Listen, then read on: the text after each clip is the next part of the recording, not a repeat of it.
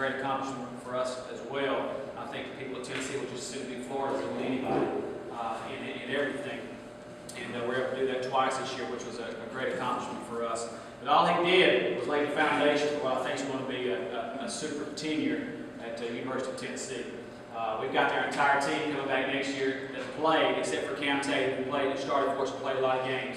The rest of the team will be back next year. Our inside game will be as good as there is in the nation. Jarnell Stokes, Kenny Hall will be back next year after having set out. Jerron Mangan, who was our MVP, will be back next year. And we have a freshman kid named Jimmy McAjula who played a lot for us as a freshman, who played even more for us this year as a sophomore. So we've got a really good inside game. We signed 3 new players, one from a point guard, combo guard from Atlanta, Georgia, named Armani Moore, about 6'5", who played both guard positions for us. We signed 2 other wing players, one 6'8", one 6'5", one a high school kid, one a junior college kid. I think the junior college kid will probably help us quicker than the high school kid will. But for us right now, it's so much about consistency and stability. The great thing to me, the biggest compliment I can pay Coach Martin is the fact that when you walk in the day after a game, if you came into our offices the day after a game, it'd be hard for you to tell whether we won or whether we lost the night before because of his consistency of his attitude. Now, I understand the influence that he has over people. I understand the influence that he has in his position, but his character determines his level of influence. Because of who he is the reason that people want to follow him and tend to gravitate toward him once they hear him talk and once they have a chance to sit down and meet him. He's a man of impeccable character. He's a man of great values. There are no shortcuts. There are no excuses, and there's 2 ways of doing things in his mind. There's a right way and there's a wrong way. And if you do it the wrong way, you'll be doing it somewhere else. You'll find a different uniform to wear if you're going to do it the wrong way. He expects these guys to be on time. Our first team meeting when I got there, and in case y'all missed it, I was the head coach of Tennessee for about a week. Didn't lose a game the entire week. So that is on my resume now. I didn't know if you missed that or not, but I'll let you point that out. So you go see the former head coach of Tennessee spoke to us today. But I did do that for a week, and it was a lot. So I appreciate the headline said that was good during that time too. I got to hang on the wall in there.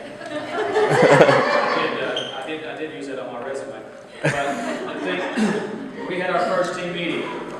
Coach Martin came in and we talked. He wanted to know, run down the players that we had coming back, what they were like, what their character was, how they worked together as a team, who was going to be players we felt like to contribute, who were going to be the garbage and whatnot. He just wanted to know everything about the players.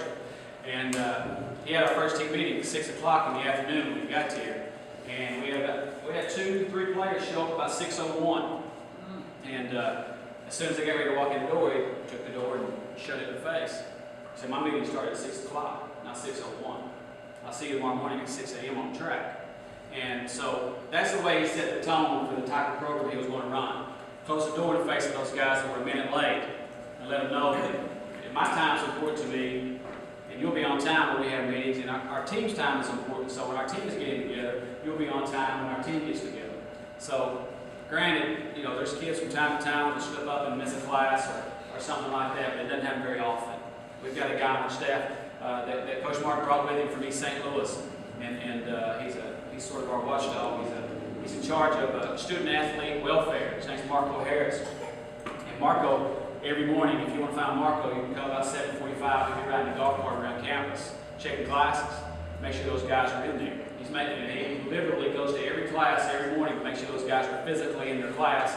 They're not there late. If you're late, you're absent.